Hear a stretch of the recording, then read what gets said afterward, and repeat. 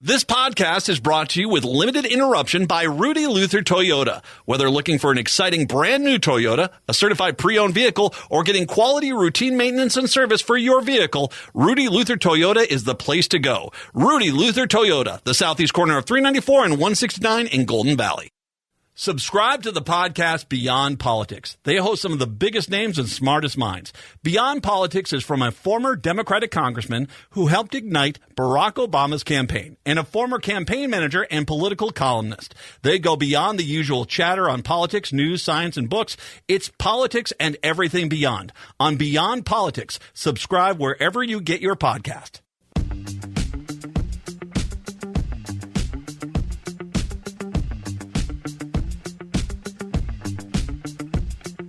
Broadcasting live on AM 950, the Progressive Voice of Minnesota, and in the evenings on WCPT 820, Chicago's Progressive Talk. It is the Matt McNeil Show for your Tuesday. Could I be with you today? Matt and Patrick. Dr. Joe Eastman is going to join us coming up here at the bottom half of the hour. We're going to talk with him for about half an hour about not only COVID, but also the avian flu stuff. He's starting to get concerned this might mutate into a human-to-human thing. Right now, it's not. But I can kind of get the impression it's only a matter of time before it does.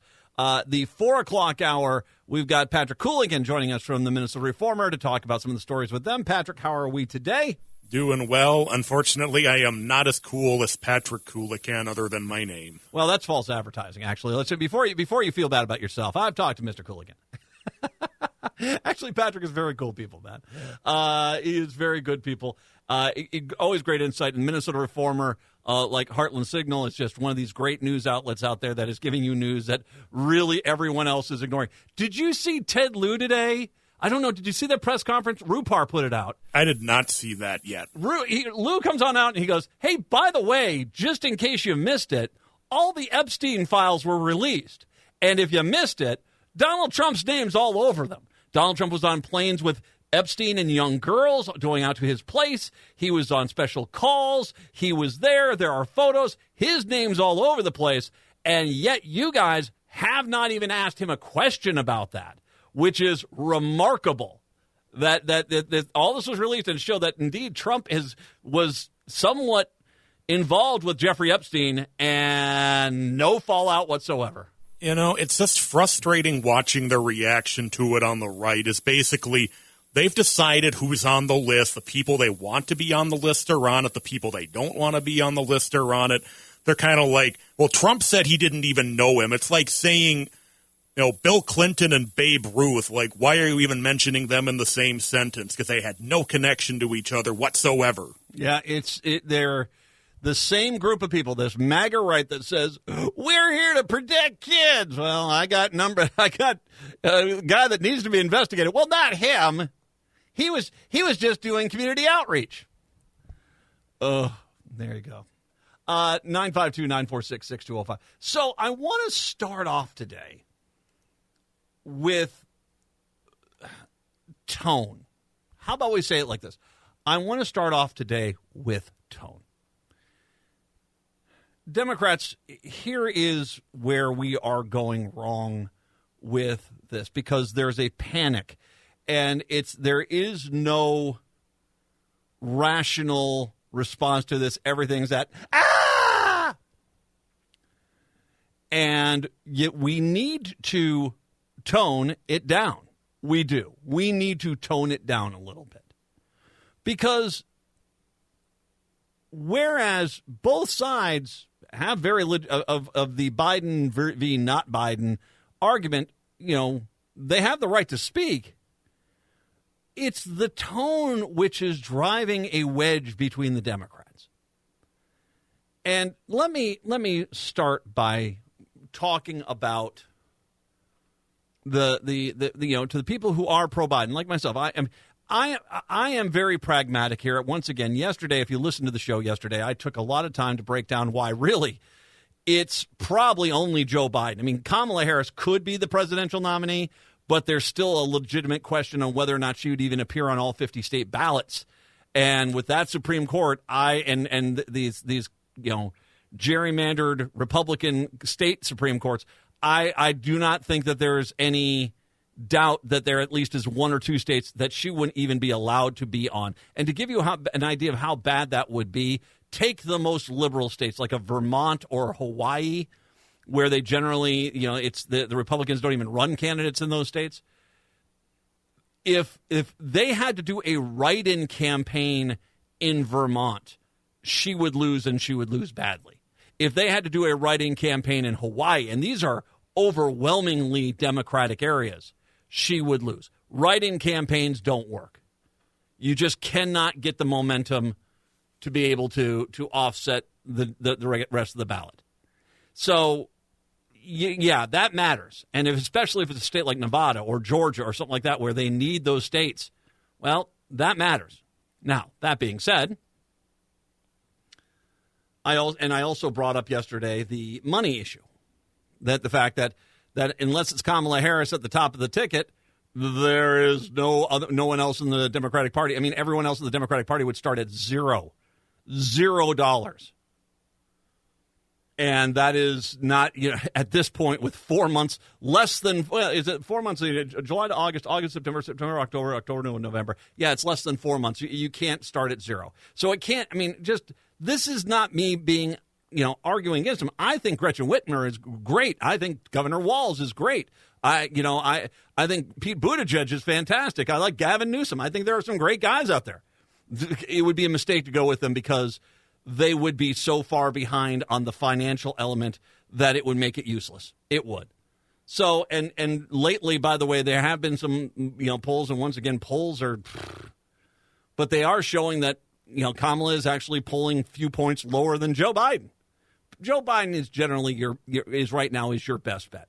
But the mentality I have is this. I've seen Project 2025. I've heard what Trump is saying he's going to do. If Joe Biden's the nominee, I'm voting for Joe Biden. If they replace him, if he pulls aside and it's Kamala Harris, I'm voting for Kamala Harris. This is not a question, is it? It's not a demand. It's not anything. It's just very practical. I'm going to do everything in my power to prevent this country from seeping into the seventh circle of hell. How about I say it like that? Now, if you are pro-Biden like myself, and I'm pro-Biden because he's just the nominee right now, and darn right I'm voting for him until he's not the nominee. When someone says, oh, no, not Joe Biden, that's their right. My criticism of Angie Craig was not about her saying what she said. It's about the fact that you're running a campaign and there's going to be fallout for what you said. And you'd better factor that in, which I don't think she had.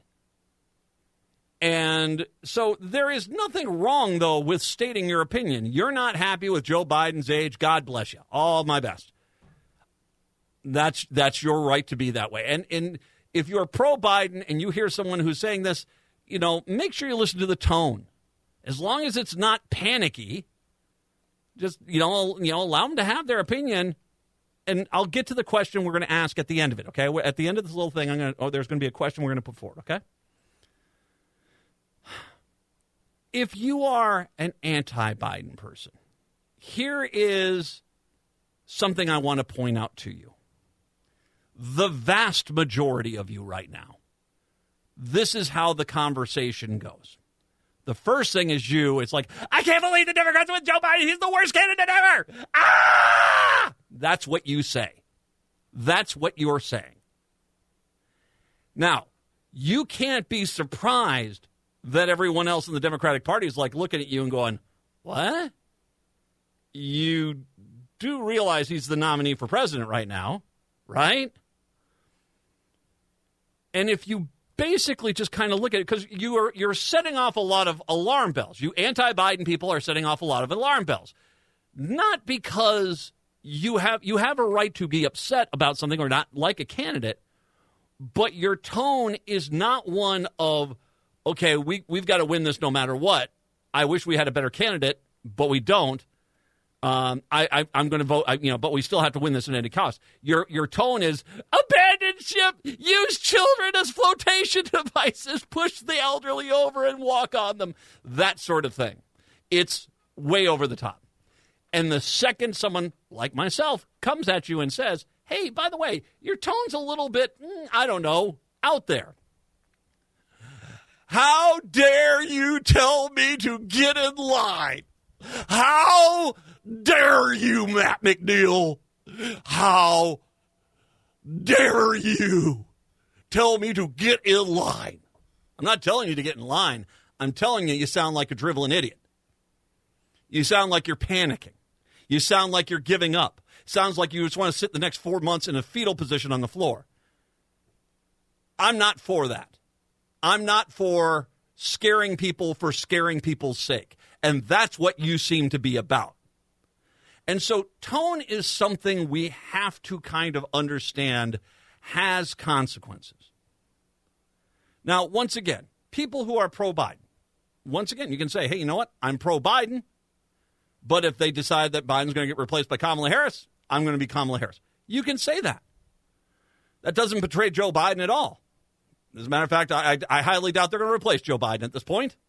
It seems like this little uprising is being quelled as we speak, and that's just that. I think the Congressional Black Caucus basically coming out and saying, no, we're with Biden. That was pretty much the end of that. The anti-Biden people, you can say, you know what, I'm just not comfortable with Joe Biden. I was so upset about the debate performance. It's there. I can't say how upset I am that he's the nominee. That is your right. And if you say it like that, guess what?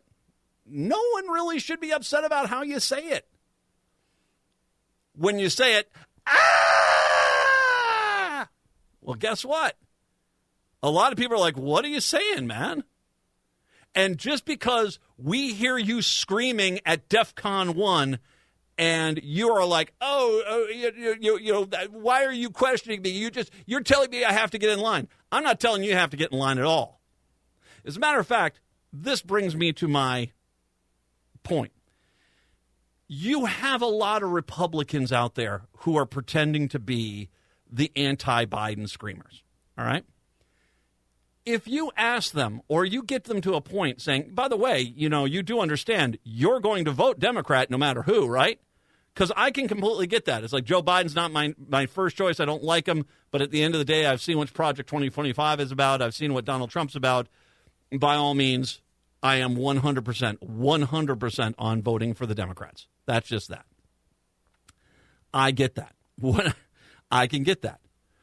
But it is amazing if they all of a sudden says, no, I'm going to sit this election out. There you go. That's it right there. As a matter of fact, there's this guy, and it was bugging me. It's like, where did I see this guy the last time? Why does this guy sound familiar? Because he's putting forward this, I'm not going to vote for Joe Biden, and I'm not going to vote for Donald Trump. I'm sitting this election out. I'm like, it's been a long time since I've seen this. Where is this guy from? And it hit me about 10 minutes before I came on the show. This was one of those guys that was back in 2016 was saying Hillary's no better than Trump. And, of course, he disappeared for, 8 years. And now all of a sudden he's back. And all of a sudden, I'm a concerned Democrat, and boy, oh boy, I'm not voting for either. If they're saying I'm not going to vote for either, that is your clue. That is your clue. They're not really a Democrat. Block them and get done with it. Because we're all in this together. I'm voting Democrat no matter who. Take a break. It's the Matt McNeil Show.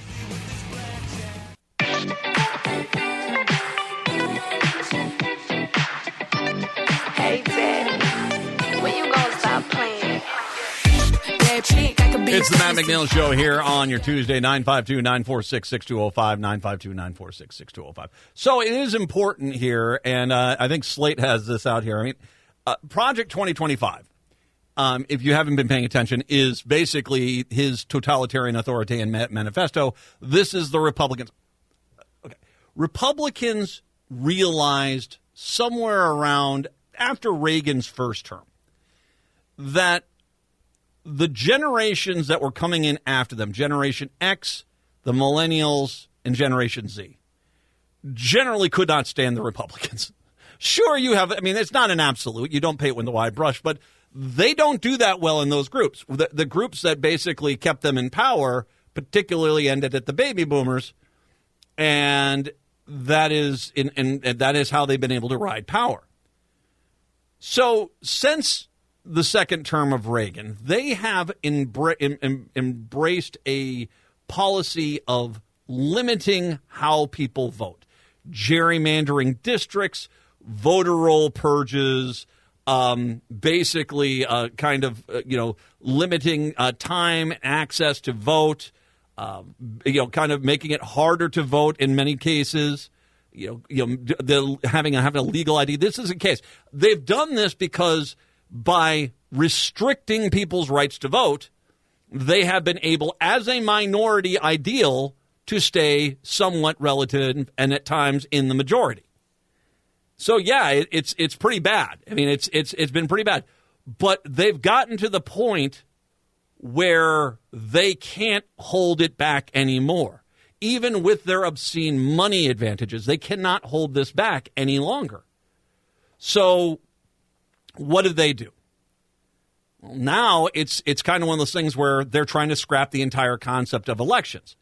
And this whole Project 2025 is laying the foundation to never have another election ever again, at least not one that's fair and legitimate, to basically have it to where it's like Russia when their elections, oh, look, Vlad Putin got 97% of the vote. Oh, isn't that great? I have no idea why my Putin sounds like Dracula, but needless to say, well, bloodsuckers. Anyway, yeah. Trump, since Project 2025 has become more visible, has frantically tried to deny any involvement of it. Project 2025 had been conceived, staffed, and endorsed by a plethora of Trump insiders, including some of the former president's most senior and influential advisors. Notably, John McEntee, the powerful figure in the Trump administration as the director of the White House Presidential Personnel Office, is a senior advisor in the effort and has helped spearhead its list of potential Trump administrator staff, a list of potential Trump administration staffers. Stephen Miller, a Trump aide, one of the most powerful architects of Project 2025, Axios has reported. The list of Trump-approved figures who have played a role in Project 2025 does not stop there.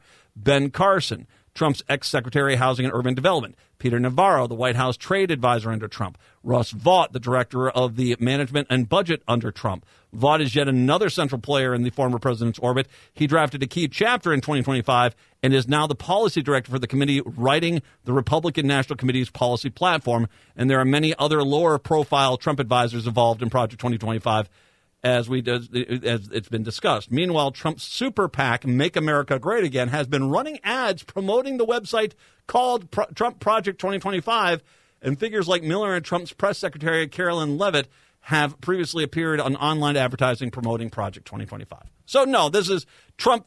He's acting like he doesn't know anything about it because, most people hate it.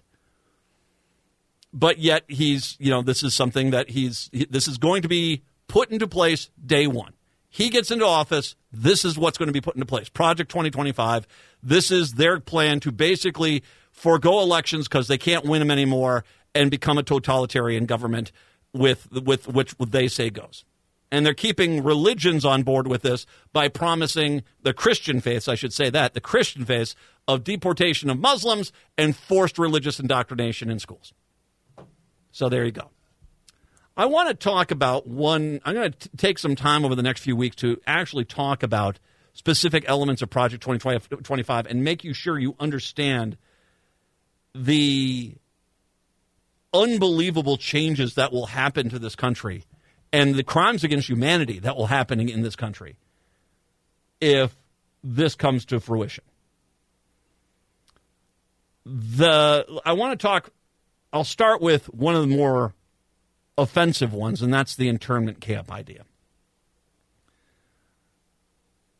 They want to, this goes beyond just, basically deporting undocumented workers. This goes way beyond it. The Project 2025 seems to imply that not only will undocumented workers get thrown out of the country, but pretty much anybody who's not like Swedish, white, I guess, in case you're missing my term. If you're from Europe, you can stay. Japan, you can stay. Everyone else, you've got to go because it's about the color of their skin. They're a bunch of racists in the Trump campaign. Let's just be honest about it. They want to deport even people who are here illegally on visas and get them out of here. They want to deport the Muslim population. And they want to end this. One of the tent poles of Project 2025 as well is the end of birthright citizenship. So if someone is born in the United States, they are a U.S. citizen. That basically they want to say, no, you're not. Although there is a question of, well, what if it's, and I'll just take Mexico. If someone who was born here, why should Mexico have to recognize someone who was born in the United States as a Mexican? Because if they were born in Mexico, that makes sense. I mean, there's this mentality of we can just force this onto other countries. But if you're going to do what these guys, I mean, they're talking about millions and millions of people. The impact to this will be unbelievable. You're going to have people who have been American citizens who have never known any other country but the United States getting deported to a country they've never been to and being told you're now a member of that country. You're going to have the ag sector. I don't even know what they're going to do because the ugly secret of America is the ag sector is built on undocumented workers. And they're all going to be going away. There's an economic impact to this, but there's a humanitarian impact that they're going to basically throw out millions of people out of the United States, and that's terrifying. And everybody who is listening right now should be terrified about where this is going to go. Once again, I'm going to say this. There are going to be American citizens, people who have been here for 60, 70 years, who are going to get deported under Project 2025 because they have brown skin. It's insanity. It's insanity. And once again, as long as you're Swedish or French or German, you can stay. That's just reminding everybody of the good old country, Matt. No, this is solely about persecuting minorities and the Muslim population and anyone who doesn't fit their mold. That's some Nazi crap right there. That is Nazi crap. And that's a tentpole of Project 2025. Dr. Joe, when we come back, it's the Matt McNeil Show. Spike heels and skin-tight jeans. I've got a fistful of love that's coming your way, baby. Spike heels and skin-tight jeans. I've got a fistful of love that's coming your way, baby. Spike heels and skin-tight jeans. I've got a fistful of love. Broadcasting in the evenings on WCPT 820 Chicago's Progressive Talk, and in the afternoons on AM 950, the Progressive Voice of Minnesota. It's the Matt McNeil Show on your Tuesday. Dr. Joe Eastman is our resident expert in communicable diseases, viruses, COVID, all of the above. The World Health, it's the World Health Organization, right? Network. All right. World Health Network. There's two of them. There's a lot of people working on this. The World Health Network, Dr. Joe's been working with them. He's worked with many different organizations, real smart people. Needless to say, I have him on because he's far smarter than anyone I know on this. And he gives us the straightforward answers on how dangerous things are when it comes to COVID and other things. He's kind enough today to, you're not going to scream, but you are somewhat concerned today. I'm going to, some of the private messages you and I have shared, there are some things you're a little bothered by. Yeah. There's a combination of things going on right now, Matt. And I guess we can start with COVID or H5N1. Well, I'll tell you what you're looking outside. Do you have a view of your lake out there right now? Is that what you're looking at? Is it really pretty out there? How is it? Why don't we just go, we'll postpone this for a second. Tell us how nice summer has been up there in northern Minnesota for the last few weeks. It's like you couldn't set a thermostat better up here. It's absolutely incredible. 75 every day and no humidity. Have you caught any fish? Have you been catching fish? Yeah, of course. Although it's had that tendency for the afternoon, late afternoon thunderstorms that has interrupted me the last couple of days. But well, that takes you to shore, get your fish clean, and then basically you cook them up, and then by the time you're all done, back out you go. Exactly. It's still, at least the walleyes are starting to bite here, so I got sick of catching northern pike all the time. Well, I don't mind northerns. Just dealing with the Y bones are kind of a pain in the tuck, that's for sure. Oh, definitely. So We're all trained at an early age how to get rid of them things, though. So as everyone right now, kind of thinking of that fun summertime thing. All right, let's take a sharp left here, and let's start with COVID. I know here's how I know COVID is worse, and I think much worse than a lot of people are talking about, is because I am starting to see a lot more masks again. Not everywhere, not like it was at the height of this stuff, but everywhere I go, grocery stores, Target, stuff like that, I'm seeing people wearing masks now again. Yeah, it's encouraging to see that increase a little bit, but I think it also alludes to the public perception of what's going on. All of a sudden, your friends are getting sick, and we've blown this idea that COVID is a seasonal virus right out of the water, because we're experiencing record levels in our wastewater analysis all across the globe right now. It doesn't matter which hemisphere you're in. It's really, in fact, I'll put it this way. Compared to the very first wave we ever had when we had the refrigerator trucks and all that, we are sitting roughly, as our summertime baseline right now, we're sitting at about twice that level of infections. We're up to about 650,000 per day across the United States. In the United States alone, 650,000 per day across the United States. That's right. And you can imagine about 10% of those people are going to have long COVID outcomes, which are going to be not fun for them. And it's serious. And we just keep letting this thing go like it is. The current dominant strain, the KP3 3.1.1, is it's called the fluke subvariant. Came off the flirt, which we just had with our January here, and it's even more transmissible than JN1 was, which is absolutely frightening, just because of one little mutation on the spike. So KP 3.1.1, that's the one you're talking about. Is that the one that's going worldwide? Is it pretty much the same strain worldwide that's taxing us right now? Yeah, it's mainly KP 3.1.1, but if I go to other countries, it's up there in the mix. It's relatively new within the United States, so the CDC is only classifying KP.3, which includes all these other guys, but we're not exactly sure of the levels. LB1 was the one that kind of bridged the gap between JN1 and this one, and that hit the West Coast just recently, really hard.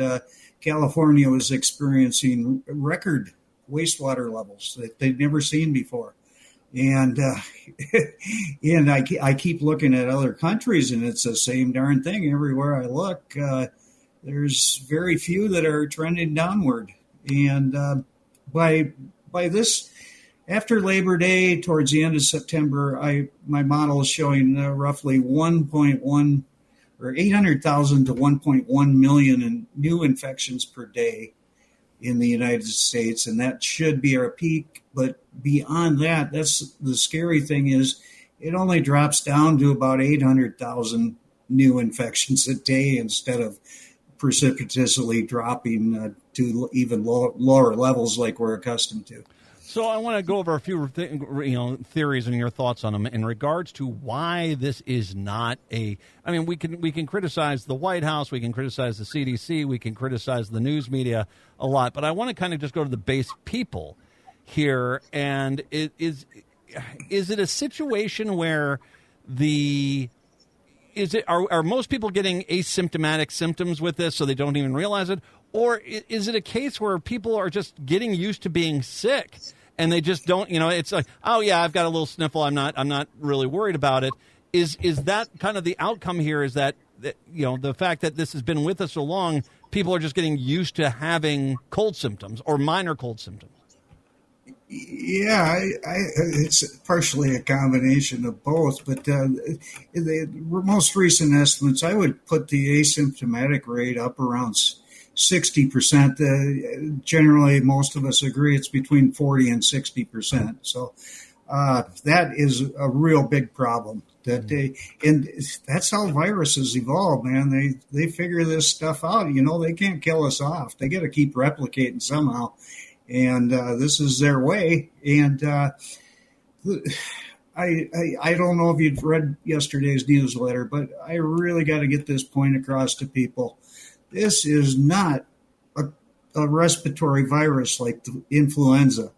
This thing is a whole body virus. And there's even been recent publications 2 years after your infection, you still got that stuff in your intestines. It affects every organ in your body, nothing spared. And the long-term consequences of this repeated infections, the chances of you getting long COVID just keeps ramping up every time you get infected. So we can't sustain this. This is not workable. What is do you know what the vaccination rate is for the latest vaccinations that have been out? Because that's one of the things that seems to have fallen right off the cliff. Yeah, it's I'll put a little political spin as we enter election season on it. It's roughly 20% for the blue states and about 10% for the red states. Wow.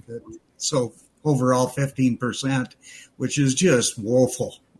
People have no clue. It's at least going to keep you from having a bad outcome more often than not. And I think that's a key thing. In fact, it's so bad in Australia right now, they're running out of IV bags in the hospitals. People are just coming in. The children's rate in that country right now, it's their winter season down there. It's astronomical. It just breaks my heart to see what's going on down there. Do we all get T-shirts that say, "Yeah, it's a pandemic, but jump on in. It's all the pandemic is fine." I mean, we get T-shirts because it really is kind of scary when you say 650,000 people per day. What's our current death rate per day? Do you know off the top? No. The death rate has dropped below 1%. If you compare the influenza deaths to the COVID deaths to date since January, the COVID deaths are about 2.5 times what the influenza deaths are. But of course, you clear the influenza out of your body. You don't clear COVID out that easy. It's going to stay in there, and it's very individual. Depends on your health status, and it doesn't care about age anymore either. It's a full-on assault on the human race. So you're saying, just what you just said there are kids right now, young kids, say 6, 7 years old, that are getting the COVID virus. They might be asymptomatic, but that virus is going to stay with them. How long? Is it forever? Yes, it very well could be. In fact, the neurological damage, if you look at the brain scans, it's absolutely frightening what this thing does to all our brains, no matter how old you are. You can age your brain, 10 to 20 years just from a single infection. That's really frightening to me. And we're going to send our kids right back to school with no big precautions in place for them. And it breaks my heart. They're going to hate us in about 20 years, I think. Well, I mean, there's going to be a lot of parents who are going to be trying to explain to their kids that have been sick chronically for 20 years that, oh, yeah, but I wanted chicken wings at a sports bar. And that I don't know if that's necessarily going to be a result that's going to make them happy. Where are we at with the vaccines? Are there new ones coming out soon that, people should go out and, hey, getting this is not the worst idea? Yeah, there's a couple developments. In fact, the egg-based, protein-based vaccine made by Novavax, they are actually updating the variant that it's based on, and that should be out. They said in August. I'm not sure yet, but the new booster is coming this fall. There was such an outcry from scientists and stuff that I believe they're going to use the KP subvariants as their basis for the spike protein to go after in our boosters that we'll get in September probably. They're trying to ramp it up. at this time. So if you can, I mean, it's all an individual thing. If you want to wait for the newest one or get the most anything available right now, it's an individual choice. So well, I think we need to kind of almost look at it going back to bare bones basics. And like, okay, here's the deal. You're going to get a flu shot. Most of us get a flu shot. When you go in and get your flu shot, get your COVID shot, get the latest one, and just plan on doing that, at least when we can get some level of wall built of fortitude, if we can at least encourage enough people to get the COVID shot with the flu shot, at least we get through, September, October, November, December, we might be able to build up some level of resistance. Yeah, well, the other thing that's extremely frightening about the new KP subvariants is their immune escape is like, I didn't see your previous infection. I'm going to infect you anyways. That's kind of how they roll right now. And they're going to look at the booster the same way. But like I say, it's going to help you have a better outcome if you, God forbid, you do get infected. One other thing you should know, we've gotten dengue fever reported in Minnesota. I think it's 12 cases so far this year. A new one was reported today. Where is it? Is it all over the state or in the cities? Where? It was 12 different counties, and these people had traveled. Okay. They brought it back with them, and supposedly there's been no localized transmission of it. But the thing that people need to realize is COVID, it's an antibody depressant. It shoves the levels down, so things like dengue fever have a easier way to get into you, and they kind of work together in that way. Great. What countries is that coming from? Just want to plan accordingly for vacation time.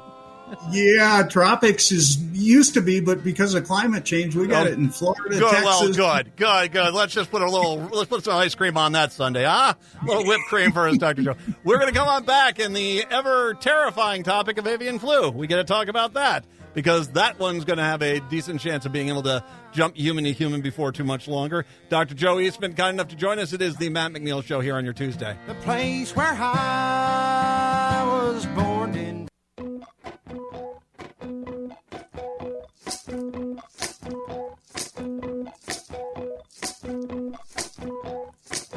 It's the Matt McNeil Show here on your Tuesday, 952-946-6205. Dr. Joe Eastman joining us, World Health Network. We're talking about COVID.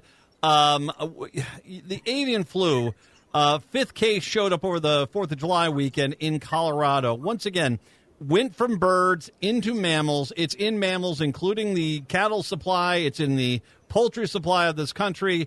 We've got strains of it showing up in American milk supply, probably in the egg supply.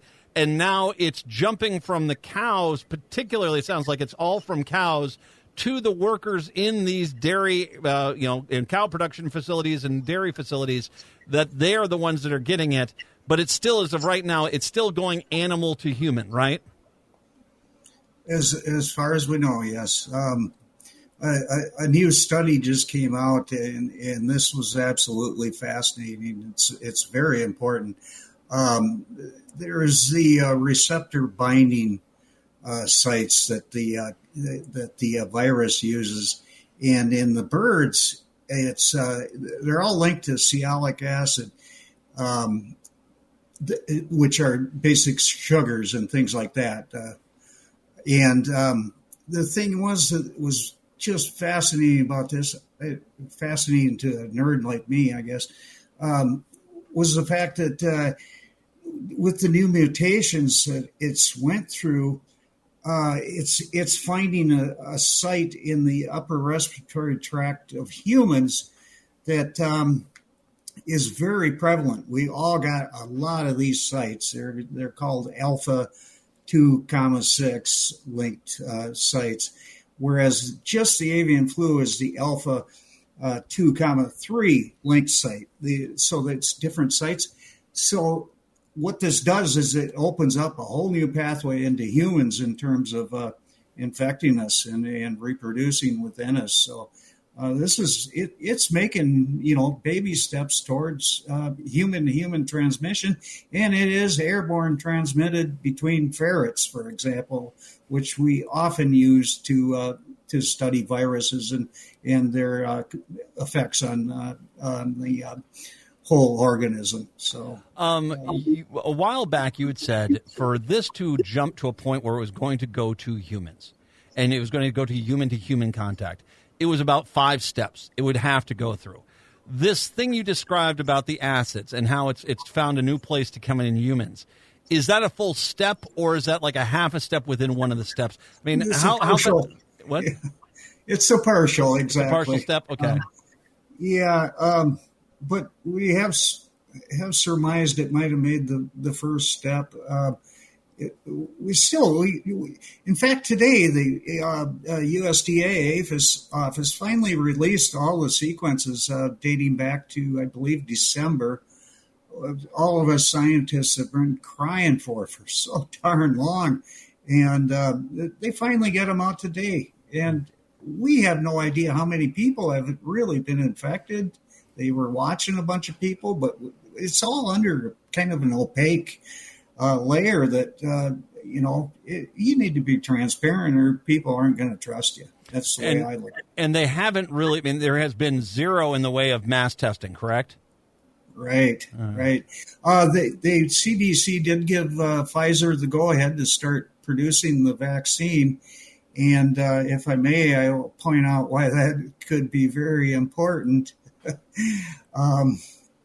I have added H5N1 to my model, and if it jumps human to human, I do these simulations, and I'm using extremely conservative estimates of how transmissible it is. Okay, and when it makes that jump, it will be a novel virus, just like SARS-CoV-2. Never seen before by the human race. And what's that imply to you? We have no resistance at all. And so anyways, I put this thing in my model, and I've run a bunch of simulations. And within 1 month, just starting with 10 infections, it grows to between 18 and 43 million, depending on how I set these low parameters. 18 to 43 million. The doctor at CIDRAP here at the University of Minnesota, his name's escaping me right at the moment, but he put a conservative estimate of 10% on the death rate. I'm leaning more towards like something around 5, but it's a kind of guesswork. So do the math. 10% times 18 million or 43 million. We've had about 1.2 million deaths from COVID, or 1.3, somewhere around there, since it started. So this could be within a month. We should say within a month of this going to becoming a human-to-human virus. Correct. Yes. Correct. It's that alarming. You said the vaccine. Is that vaccine going to be readily available to most people? It's still under development right now, but they're planning on ramping up. And the good thing is the flu vaccines are already ready; they're already made, and so we do have extra producing capacity to make other vaccines moving forward. There's just going to have to know more about the different strains and studying the genomic sequences of these buggers to really nail down a good vaccine. We have one that exists, and then we have therapeutics, which the most common is Theraflu, has been shown to be highly ineffective against this. So we could be in a big doo-doo here. All right. If we don't keep this locked down. And we just had 3 more herds report today, 2 in Michigan, 1 in Minnesota. So here we go. Yeah, and we still don't know the consequences of the strands being in the milk supply or in the egg supply at this point, do we? No, You don't. I'm sorry. All I right. couldn't- Hey, I you're don't know. you're getting a new boat. Let's end up on a happy note. You're getting a new boat tomorrow, right, Dr. Joe? Oh, good gracious! I know I'm getting old when I got to move to a pontoon, man. Nothing wrong. Do not besmirch the pontoon. I want a picture of you on the pontoon boat, and I'll post it up on the user sites. Okay, man? You got it. All right. You got it, brother. Dr. Joe Eastman, if you're not following his newsletter, you're wrong. I'll link to that a little bit later on. Dr. Joe, thank you very much. As always, I appreciate the information, as scary as it is. Chicago, have a good one. We'll talk to you tomorrow. Minneapolis, St. Paul, hour 2 up next.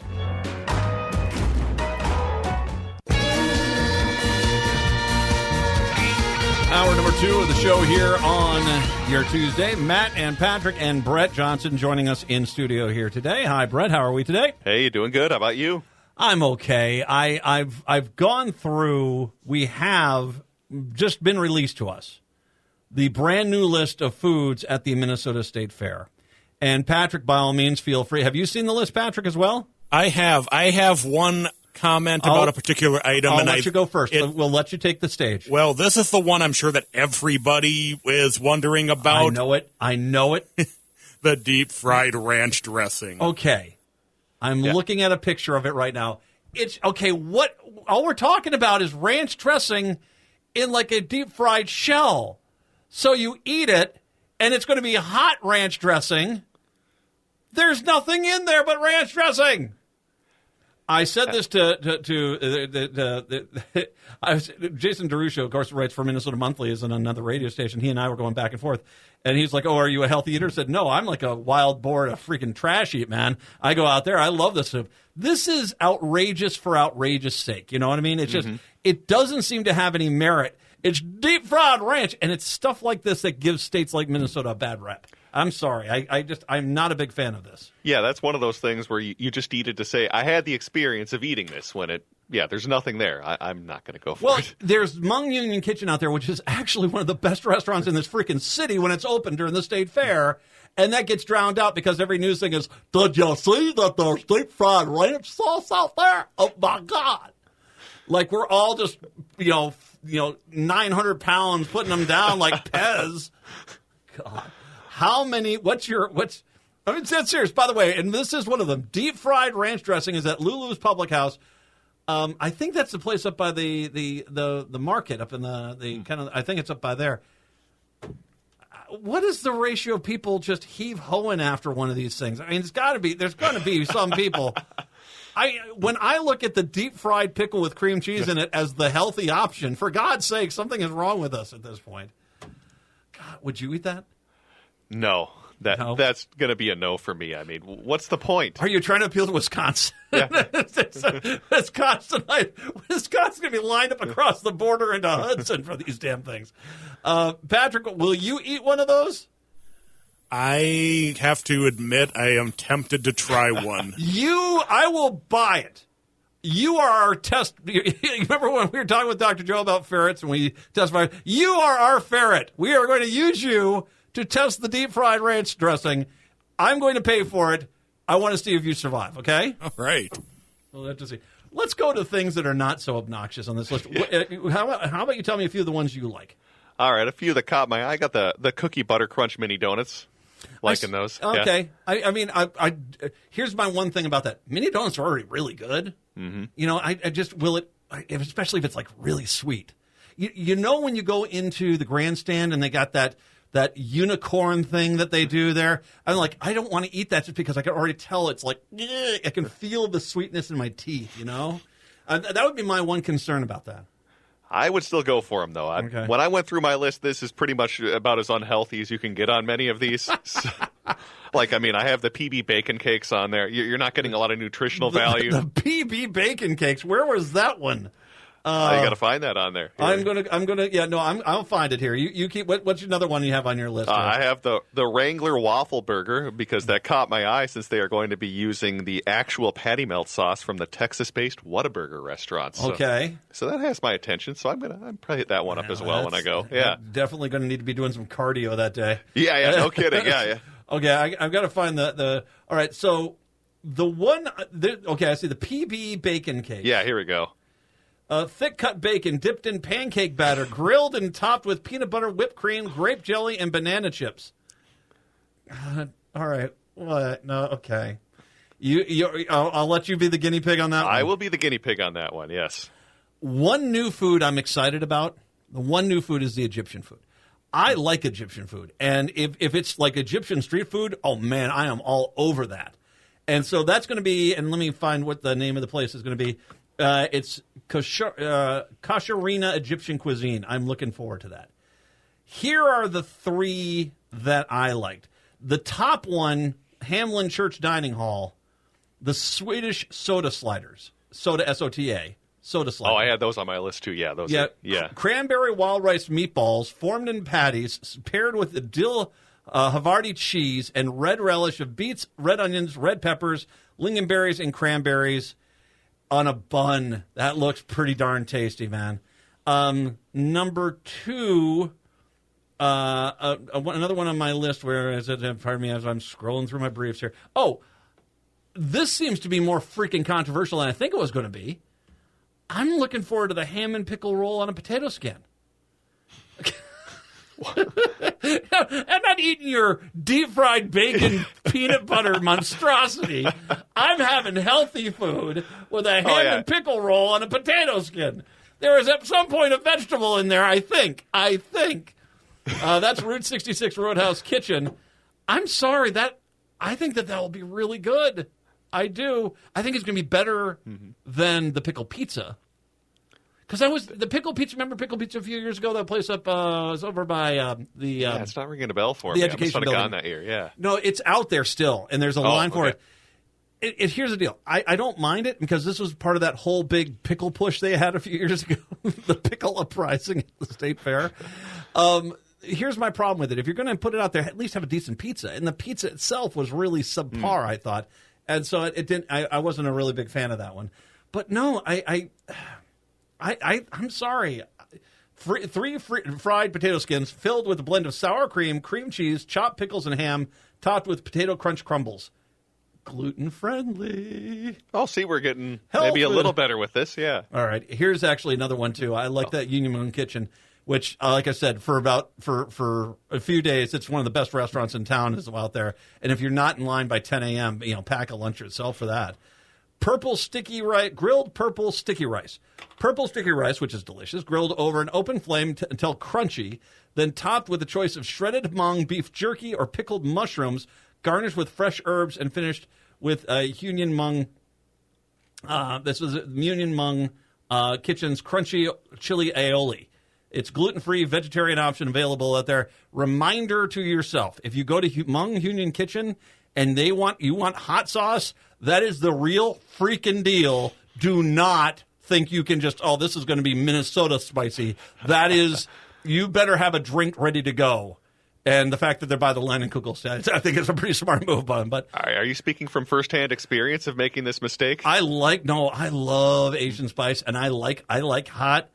Wow, I remember that sausage they have over there.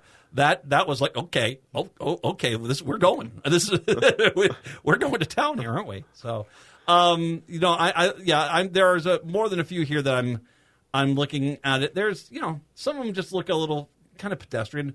Dill pickle tots. I would go for those. Are we back to the They're not the most exciting ones, but they still sound good to me. Okay, here's one that might tear us apart. Chili mango whip. Mango dole soft serve. Okay, that's not bad. In a cup chopped with chamoy and tajin, garnished with tamarind candy straw. Okay. Well, the bacon sour cream and onion hummus topped with beef, bacon, sumac tater tots, caramelized onion scallions, French onion cream frioche, black cumin seeds, and chili chive oil. Served with pita puffs, dusted with something here. Dusted with sour cream and onion powder. That sounds pretty good. That sounds busy as well. Yes. Yeah, it is. I mean, I'm surprised they're going to be able to get that one out there. 3 piggy pals on a stick, 3 smoked sausage slices. Pass. Slices. I've got a potato and a half on my. I got a potato and a half I'm going to have for one meal that day. I had 3 slices of sausage. What are you doing here? Lady Slipper Marble Sundae. Bridgman strawberry ice cream, lemon marshmallow cream, ladyfinger cookies layered in a cup and topped with whipped cream and a cherry. That doesn't sound bad.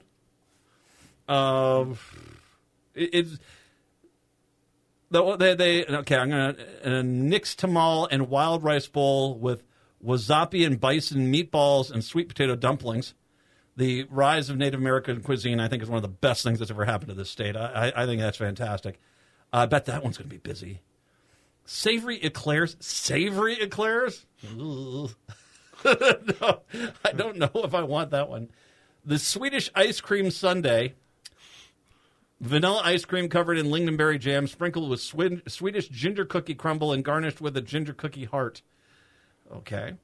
That doesn't. I imagine the heart is a theme here. It wouldn't be number 1 on my dessert list, but it sounds decent, though. Okay, here's one. A double smoked slab bacon tossed with RC's red barbecue sauce and topped with hot honey and chili crunch, served over a bed of white rice and garnished with green onions. This is RC's barbecue, so it's almost like an Asian version of the barbecue. Well, there's some green onions, so it's healthy now. Okay, here's. I'm going to give you another one that I'm not. The Walking Shepherd's Pie. O'Gara's is going to do the Walking Shepherd's Pie. They try that. They've got a few places over in the animal area that kind of do that, either the Scotch egg or a pasty or something like that.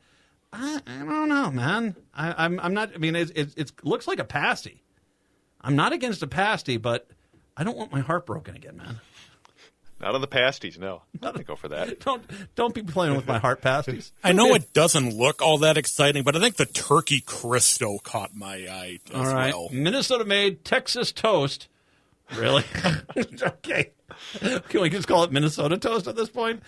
From Panda Gold Bakery, sliced Ferndale Market turkey, Cannon Bells, white cheddar cheese, apple butter made from locally sourced Westcott orchard apples, and house-made something or other, house-made spicy brown mustard mayo dusted with powdered sugar, white cheddar Cristo vegetarian option as well. Okay, the Monte Cristo. You know, you've ever had the Monte Cristo, which is a ham and sandwich, only deep fried with powder and yeah. It's not healthy. Of course, I don't know. This sounds good though. I would go for this. I don't know. I'm not gonna. I won't kick it out of bed. How about I say it like that? Halfway for the name too. The Minnesota-made Texas toast. I'll make sweet love to that sandwich. I just gotta say, this is the most excited I've been about a new foods list for a while. For a number of years, I've just been like, everything. Maybe I'll try this one thing, or just scroll through. But this year, there were a whole bunch of things that I go, wow, I want to get my hands on that. The waffle burger does look pretty tasty. Yeah, I mean, it's now once again we're getting the pretty pictures of them now. I mean, not the as a 16-year-old throws it at me at a stand, but still. All right, I'll do ham and pickle roll. You do the deep fried ranch dressing, Patrick, and then which one are you going to do? The monstrosity, as you call it. I got to get the name again too. What did I have? The Wrangler waffle burger. I think. Or the PB bacon cake. Oh yeah, that's right. The PB bacon cakes. Yeah. Okay. Just make sure you have 911 ready on speed dial on that one, okay? Make sure you go to the medical tent, then eat it. I think they do have benches set up for that. I will go for that one. I mean, come on. Peanut butter, bacon, and pancakes. Deep fried ranch sauce. What are we doing? Seriously, what are we doing? Are we Iowa now? Is this what we are? We're better than this. Come on, man. We have, speaking of better than this, Patrick Coolican, for some reason, is slumming it with us once again this week. Minnesota Reformer, a lot of stories that they've been breaking to start this week off. Yeah, we're going to be talking about this water plant that's going to be built down in Elko Newmarket, this privately owned water plant that's going to be getting a number of tax subsidies. We'll talk about the investment that they're making, whether this is such a great idea, because as we talked about a few years ago, more and more states are going to be looking at Minnesota as a water source, and this kind of speaks to that issue, so we'll talk about that. Then politically, we'll talk about Republican and Democratic messaging for the legislature this fall, and we'll touch a little bit, too, on Angie Craig and her comments about Biden in the presidential race. Which I did talk about yesterday's show. You can go back and listen to that on SoundCloud. Brett Johnson talking with Patrick Coolican right here on AM 950. AM 950, the progressive voice of Minnesota. Brett Johnson with you here on a Tuesday afternoon. And as usual on Tuesdays, we are joined by the editor-in-chief of the Minnesota Reformer. That's Patrick Coolican, as we're chatting about some of the stories they have been working on at the Minnesota Reformer. As coming up this week, we are going to be talking about a water bottling plant that is possibly going to be built down in the Elko New Market area and how they are receiving some significant tax subsidies. We'll also talk about political strategy with how Minnesota Republicans plan to win back the House of Representatives, possibly using some wedge issues. Plus, we'll talk about Angie Craig and other Democratic representatives at the federal level on where they stand on Joe Biden's reelection campaign. So lots to get to today. Patrick, thanks so much for coming back on the show. Always a pleasure. Absolutely. So let's start off talking about an issue that we're only going to hear more about in the future, and that is drinking water. And specifically, we are talking about a private company that's going to bottle and sell water from public aquifers while receiving tax subsidies. And this is significant because not only for private companies, but there are also other states who are looking to use Minnesota's drinking water because we are, well, one of the states that does not have a water shortage as compared to others, like around the Southwest and others. But back to what we're talking about with this private company. It's happening in the Elko New Market area, which is about 30 miles south of the Twin Cities. And Niagara Bottling is the name of the company. They're a private California-based business that packages water for brands like Walmart and Sam's Club. And over the past decade, Niagara Bottling has received more than $12 million in subsidies from various states. Now a deal has been reached between the Minnesota Department of Employment and Economic Development and the city of Elko New Market, along with Niagara Bottling, that will give the company about $4.3 million in waived fees, forgivable loans, and tax rebates for a new bottling plant in the area. So can you give us a little bit of an overview of the Niagara Bottling Plant project in Elko New Market and what are the main reasons behind the state and local subsidies being given to this company? Yeah, well, it's a chance for Elko New Market to diversify its tax base, they say, away from just residential property taxpayers. In the first phase of the plant's operation, it would create 59 jobs, starting at about $17 per hour, as well as salary positions of up to $200,000 per year. And the city and the state have given something like more than $4 million to the company to do this development and waive fees, forgivable loans, and tax rebates. I think it's interesting to note the sheer volume of water we're talking about. It's going to require 13 million gallons of water per month. That's more than the entire city of Elko New Market currently uses. And so they're more than doubling their own water use. It's so much water that they're going to have to build a new tower, and they've needed a water allocation permit from the Department of Natural Resources. So it's a huge volume of water, and it's for a small city, it's a significant amount of money that they're putting out, as well as there's some state money. And skeptics are wondering why we want to be extracting water from this, which is obviously a valuable and increasingly valuable resource as we enter this period of climate change and really a lot of uncertainty around water quality and quantity. Why we would let them just truck this water out to be sold at Walmart. And then I think that there's a broader issue we can get to in a minute about really the value of these kinds of subsidies in job creation. Yeah, in fact, let's get right into that because, as you mentioned, Elko New Market is not exactly a big town. Granted, it is growing somewhat with the population boom that oftentimes occurs in kind of those exurban areas, but they are getting a significant amount of money. So are there actually any economic benefits that residents could be feeling in the city? Certainly there could be some jobs created, but that is a lot of money to spend when you're potentially giving up your own drinking water now to this private company when oftentimes when we see these sorts of subsidies, it's very questionable as to whether, well, the residents of that local city, state, or whatever municipality really end up seeing those economic benefits when you give those types of subsidies. Yeah, and the question that I think most economists across the spectrum, right or left, would ask is, what is the value of those subsidies? And if this was really such a great investment, wouldn't the company be just doing this without the subsidies? In which case, why would we need to give them money?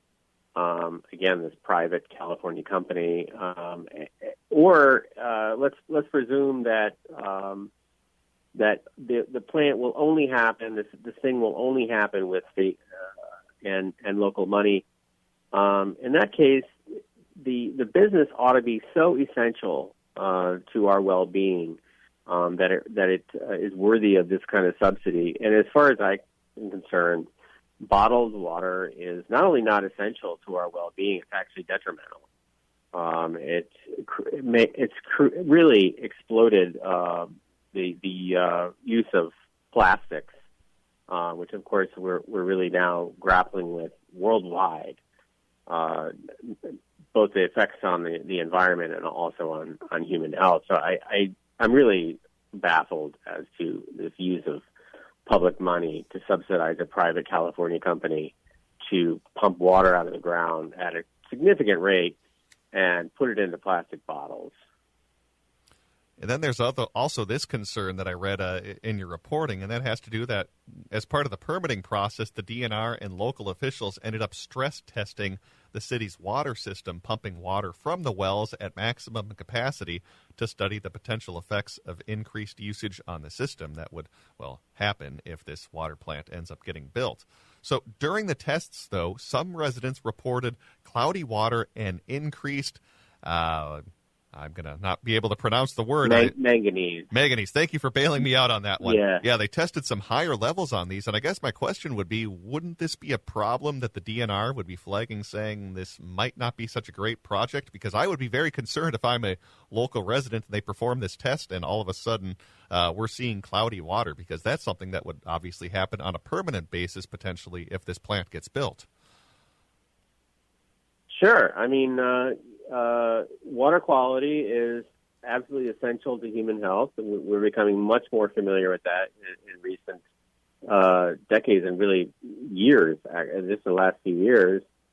And so I would certainly be concerned about the impact of this plant on my water quality if I were living there. And again, for what? 59 jobs. It's okay. Jobs are very important, but this is a subsidy for a private water company based in California. They are messing with a extremely important and fragile resource so that they can bottle the water and sell it at Walmart. And the other question I have for this is, this goes to what I oftentimes see when we talk about the mining issue in northeast Minnesota. Yeah, jobs are going to be coming to the state, but my question would be, how many of these jobs are going to be permanent, and what guarantee do we have that these are going to be local workers that are going to be hired by this company? Because at least as I was reading through, those sound like questions that haven't necessarily been answered yet by Niagara Bottling. Niagara Bottling did not respond to written questions sent by our reporter, Madison McNeil, who, by the way, I really want to give a shout-out to on this. This is a really well-reported story by one of our really excellent reporters for the Reformer, Madison McNeil. So, yeah, they didn't answer questions. There are conditions on the forgivable loans. So the loans will only be forgiven if they meet employment and capital targets. Yeah, I mean, we often give these subsidies, and the payoff is often not what we were told it was going to be. We can read more about that great reporting that Madison did that we're talking about over at MinnesotaReformer.com, MinnesotaReformer.com. Check that out about these public or these private subsidies that are going to be given to Niagara Bottling potentially in Elko Newmarket, again at MinnesotaReformer.com. Let's talk some politics now, as Minnesota House Republicans yesterday said that the state's DFL trifecta has failed to take responsibility for burgeoning fraud occurring in programs overseen by state agencies, and they argued that electing more Republican lawmakers in November will mitigate future fraud. So we're already seeing some potential Republican strategizing for the fall elections in terms of messaging. But something caught my eye, and that's this quote from House Minority Leader Lisa DeMuth, who said that Minnesotans she'd spoken to on the campaign trail are largely unaware of the extent of fraud in Minnesota, but are frustrated when they learn more about that. So I guess my question would be, how effective could this be as a potential wedge issue, especially could this have legs even amid a big presidential election that figures to dominate politics? Because I could see them trying to campaign on saying we need to rein in fraud, but this seems like a pretty typical Republican talking point, and it very easily could be lost amid the presidential election that we'll obviously be seeing this fall as well. What's your take on that? Yeah, I thought that was a sort of amusing concession that she made, or acknowledgement that people don't seem to be aware of this. And which for those of us in the news business might be surprising. There's a lot of news around fraud in government programs in Minnesota in the past 6 months, including the Feeding Our Future trial. But I think it seems like you're probably right that the national political landscape being so volatile is likely to swallow up local issues. That's not to say that Republicans don't have a shot at taking over the House. As we know, in 2016, when Donald Trump lost by just 44,000 votes here, Republicans took both the House and Senate, State House and State Senate. And so a bad showing at the top of the ticket for Democrats could certainly tip the Minnesota House. They're the ones who are up for election this year. That could certainly tip into Republican hands. But I do think that they would be wise to hammer on this issue because it's real, and there's a lot there. And if they can get it across to voters, either with money or more stories in the media, and really capitalize on it, that certainly helps them, I think, at least on the margins. Now, of course, with some of their fraud they're talking about, they were partially in control of the state legislature when some of this pay was given out. Specifically, I'm talking about what happened when we were giving worker frontline pay to workers during the pandemic, when Republicans did at least control half of the state legislature. So I am curious what the DFL thinks about this strategy. Did they respond at all when Republicans were making these types of talking points, or how might they try to counter what the Republicans are going to argue on this? Well, the governor's office said, look, the Feeding Our Future, the accused there there are 70 who have faced charges. There's 5 who were recently convicted, and so it's not as if there haven't been consequences to the fraud, and they'll continue to be better stewards of the state's money and be looking out for fraud and abusive programs. But it's a hard issue for them because of the Feeding Our Future and another number of other instances where it does appear that the state of Minnesota has been defrauded. The people's money has disappeared, and sometimes a story is just bad for you, and there's not much you can respond with, especially when you control all the levers of government. And finally, I want to talk about one more political topic with you, and that has to do, of course, with President Joe Biden and whether he will end up stepping aside his re-election campaign, of course, for the presidency. And I want to specifically talk about how our Minnesota Congress people, at least DFLers, have been tackling this issue as to whether Biden should stay in the race. 2 of them have already come out and publicly made their positions known, with Angie Craig, the representative from the 2nd District in the South Metro, saying that Joe Biden should step aside. Meanwhile, we have Ilhan Omar from the 5th Congressional District, which includes Minneapolis and parts of the West Metro, saying that she is going to continue backing Biden.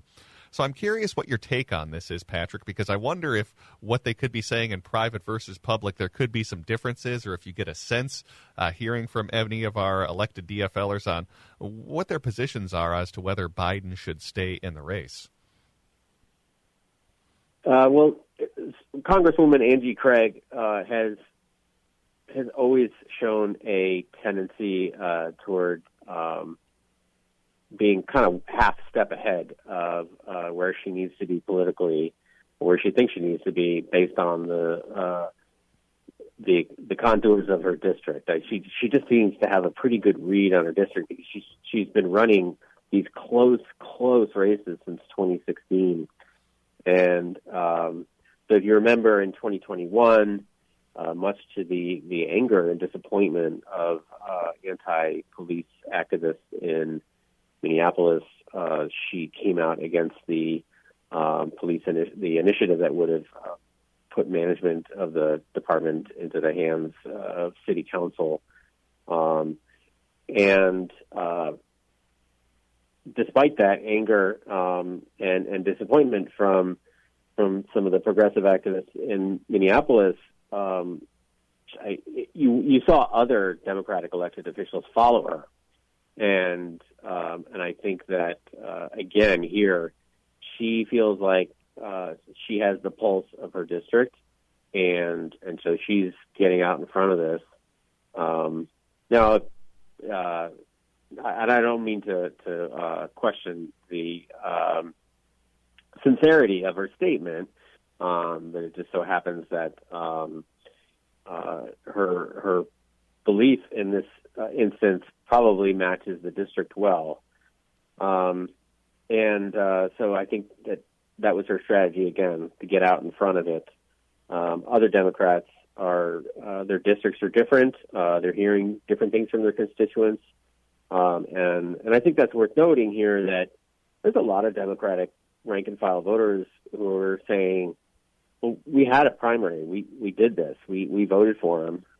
He's our candidate. And we don't like the idea of a bunch of elites, which is the word that Biden himself used Monday, just kind of taking the nomination process from the voters. And, now all of a sudden we're going to do a smoke-filled room at the convention in Chicago and decide who the nominee is. So it's a chaotic and volatile and terrible situation for Democrats right now as they try to figure out what to do here. Yeah, we'll have to see as time develops if more end up speaking out either in favor or at least in favor or thinking that he should end up dropping out either way on that issue. So far we've heard from Omar and Craig, but have not heard anything yet, at least from the Betty McCollum camp, on where she stands on that issue. But we are going to have to wrap things up for today. We have been speaking with Patrick Coolican. He is the editor-in-chief of the Minnesota Reformer. Again, make sure you give them a follow over at minnesotareformer.com for the great reporting they do. Again, minnesotareformer.com. Patrick, as always, thanks for coming on the show today. Always a pleasure. All right, let's take a break and turn things back over to Matt McNeil on AM 950.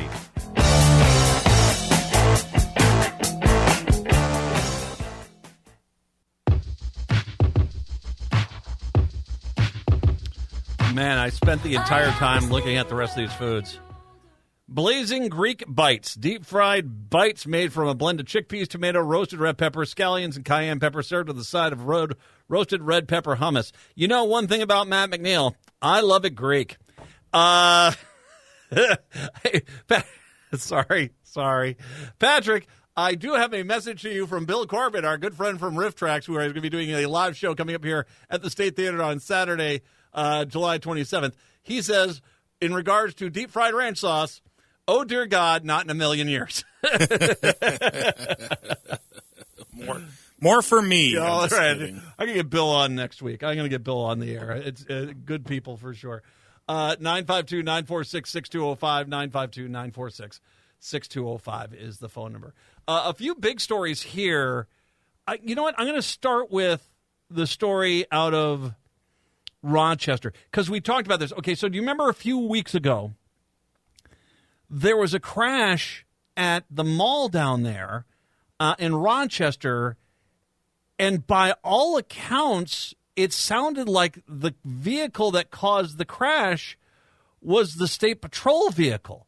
And a person died, an 18-year-old girl died. And so, yeah, this was something we were waiting to hear back on it. Now that we do indeed have criminal charges were filed on Tuesday against the state trooper involved in a 3-vehicle crash in May that killed an 18-year-old high school student. We expressed our deepest condolences to the family and loved ones of Olivia Flores and the community members affected by this tragic fatal crash that occurred on May 18th in Rochester. State Patrol Colonel Christina Bogovich said in a statement, the conduct alleged in the criminal complaint is concerning and it does not align with the State Patrol's core values.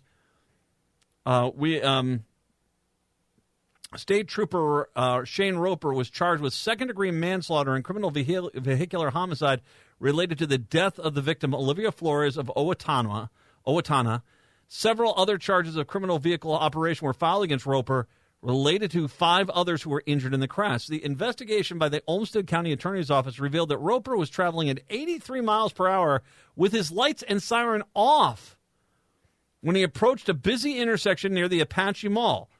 The trooper's car slammed into the passenger side of a car occupied by Flores, resulting in her death. Trooper Roper, violating his duty with such a gross fashion, caused the death of a young lady celebrating her impending graduation from high school. Olmsted County Attorney Mark Ostrom said in a statement announcing the charges. Several other persons suffered serious injuries. Roper's conduct violated the State Patrol's core value. The county investigator revealed that Roper had engaged in high-speed driving without emergency lights, at one point reaching 135 miles per hour at least 4 times earlier the day of May 18th. Roper's discipline records revealed 4 prior crashes he has been involved in while driving a squad car, either due to inattentive driving or excessive speed. Yikes. The State Patrol said Roper, who attended 13 driving training courses for a total of 107 hours over his 8-year career, has been placed on administrative leave. We express our deepest condolences. So, yeah. And it sounds indeed like he was, and the Rochester paper had a little bit more of a write-up on it, and it was, you know, as he approached, it was a case where a van got into the intersection and was actually unintentionally, and this is not the van's fault, it was blocking it. So as this guy came barreling for the intersection, he didn't realize there were people that were going to be coming. But needless to say, I mean, how in the world is it you're doing this kind of speed? And there was a person that was riding along. It almost makes me wonder if he was trying to impress the person in the car with him. And I'm wondering if that is the case as well. So obviously a very sad case, and you know, yeah, I'm glad to see that there is some charges being filed here. Flores was an Owatonna High School cheerleader who is set to graduate on June 7th. A GoFundMe page set up by her family says she was fierce and she was loyal. She was beautiful down to her soul. I am so sorry to the family, because as a father of 3, I'm so sorry. That is horrible. A federal judge in another lawsuit involving the police, or law enforcement, I should say. A federal judge says a lawsuit can move forward alleging that Minneapolis SWAT officers in the city are liable for constitutional violations in the killing of Amir Locke during a no-knock warrant search in February of 2022. This is the point where, you remember when they shoot Amir Locke, and all of a sudden he was a gangbanger, and he deserved it, and he was going to kill 1 million people. They say all these. Now all of a sudden it comes down to the court case, and all of a sudden those same people who are saying good police work at the time, funny story, they're pretty quiet now when the city is going to be on the hook for millions and millions of dollars. You know, all of a sudden, they don't want to defend the police work because they don't want to have to write the check. And so I think we've said that. They even say that. I think we've said enough before about this case. I don't think we have. Well, no. If you think this was quality police work, why are we, the taxpayers, paying for this? Shouldn't this come out of your department? I think if we did that, I think it would go a lot better. A lot less of this stuff would happen. Attorneys for the city and Officer Mark Hanneman sought to dismiss the civil suit in a motion filed last week saying Hanneman acted reasonably when he shot Locke 3 times during a pre-dawn raid because he believed Locke represented an immediate threat or danger of physical harm. The city attorney also argued the officer was entitled to qualified immunity, the legal principle that protects government workers from civil liability when acting in the course of duty. In denying the city's motion Monday, U.S. District Judge Eric Torstrud wrote that the body camera footage doesn't conclusively show that deadly force was warranted during an unannounced search. And the lawsuit alleges, because reminder, in the real world, they have to show that there was actual threat of real violence, as opposed to this, well, he was a demon creature and he could have exploded, so thank God I shot him. That sort of thing. Now, I'm not saying that those were the excuses they used. I'm just saying you get my point, is that there's a lot of times when it comes to charging in, local courts, they kind of have a tendency of saying, well, is there any way we can wiggle out of this? And, yeah. The lawsuit alleges facts plausibly showing that Officer Hanneman's use of force violated Amir clearly established Fourth Amendment rights. Ben Crump, the civil rights attorney representing Locke's parents, said in a statement, this ruling marks a critical step forward in the pursuit of accountability and justice for Amir Locke and his family. While neither we nor Amir's family had control over the prosecution of criminal charges, this order now gives us the ability to fully conduct discovery into the city of Minneapolis and ensure that every stone is turned over in Amir's name. He was promising a positive young musician who wanted to use his life to inspire young people in the black community and beyond. The practices of the Minneapolis Police Department in February 2022 reflect systemic issues with the department and disproportionately impact minority communities and undermine public trust in law enforcement. A spokesman for the Minneapolis did not immediately respond to a request for comment on Tuesday morning. Remember where they were saying it was good police work? Good police work. Remember when they were saying all that stuff? Now they're not. Hey, we got nothing to say here. Can the city get the checkbook out? We need the city. We need the Hennepin County to get the checkbook out. Can you pay for this, please? Our good quality police work? If it's good quality police work, why are we going to be writing an 8-figure check?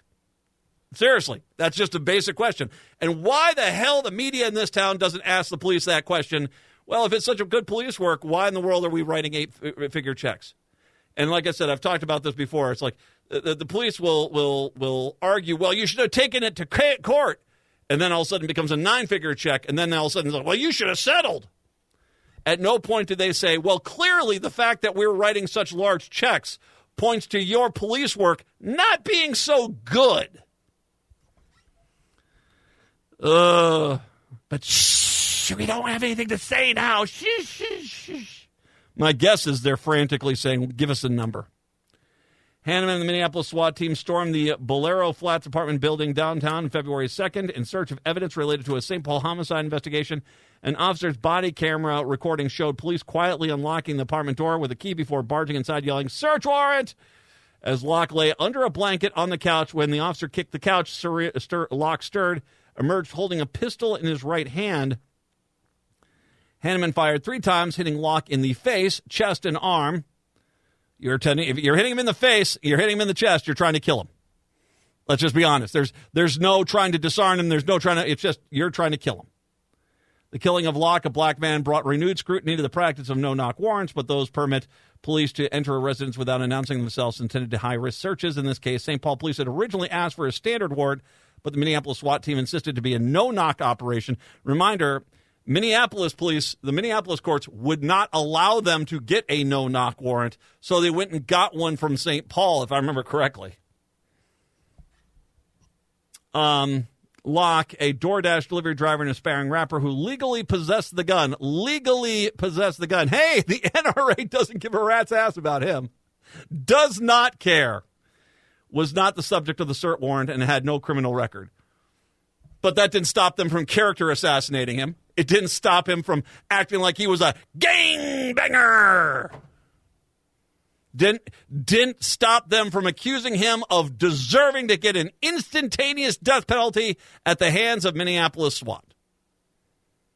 No, back then it was good quality police work. And now all of a sudden, now that the city and the county are on the hook for millions of dollars, all of a sudden they get real quiet. It should come out of your budget. Because if these checks started coming out of your budget, I guarantee you that things would change immediately. 952-946-6205, 952-946-6205. Take a break, come on back, wrap up the show. When we do return, it is the Matt McNeil Show on a Tuesday.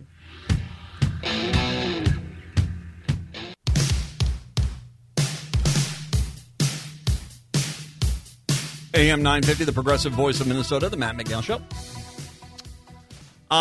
The sad case of, and this broke over the holiday weekend, the death of the Minnesota Vikings rookie, Kyrie Jackson, the cornerback that was drafted 108th overall in this year's NFL draft. Prosecutors say they will review evidence this week and are moving quickly and expeditiously towards deciding whether to charge the driver who caused a 3-car crash in Maryland over the weekend that did kill the Minnesota Vikings rookie and 2 of his high school teammates.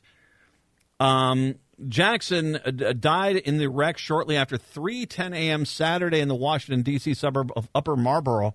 The State Patrol said also killed were fellow vehicle occupants Anthony A.J. Litton Jr. and Isaiah Hazel. The patrol said Hazel was driving the Dodge Charger with Jackson in the front seat and Litton in the back when the driver of Infiniti Q50 tried to change lanes on northbound Pennsylvania Avenue and sped past the Charger.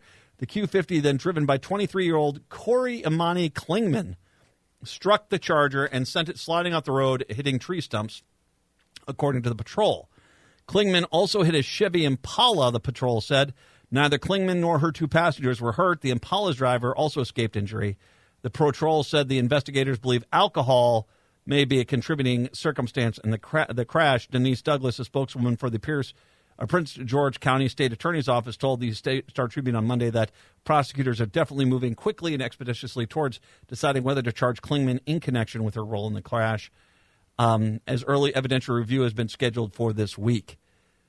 Court records show that Klingman has been cited twice since 2018 for speeding, including one instance where she was ticketed going 100 miles an hour in a 55 zone. You got to throw the book at this person, and I'm concerned when you describe the car, the Infiniti Q50. I'm wondering how much money does this family have, Klingman's family have, and will they fight it every step of the way? Jackson was a 4th-round pick in the Vikings in April. He arrived in Minnesota after an improbable journey in the NFL. He had quit football, was working at a grocery store and a Chipotle before returning to the sport. He eventually played 2 years at Alabama before finishing his college career with 1 season at Oregon. As you can imagine, I have zero, if alcohol was involved here, I have zero tolerance for it. A reminder, in December 8th of 2022, I was hit by a drunk driver on the way home from the radio station, and they broke my back. And it has been I still am in recovery in 2024, over a year and a half later. I have zero. That was at 6:10 in the evening when that happened. You have so many freaking options when you want to go out drinking. Uber, Lyft, taxi, get someone else to drive, walk, bike ride, anything else. It is truly selfishness for selfishness' sake when you get behind the wheel of a car drunk. And God, I hope they lock Klingman up for a good chunk of her life. We'll have to see. We'll have to see what happens. Native Roots Radio, I Am Awake. That is coming up with Robert Pilot and crew. We are back on a Wednesday with Stein. Have a good one. Until then, see ya.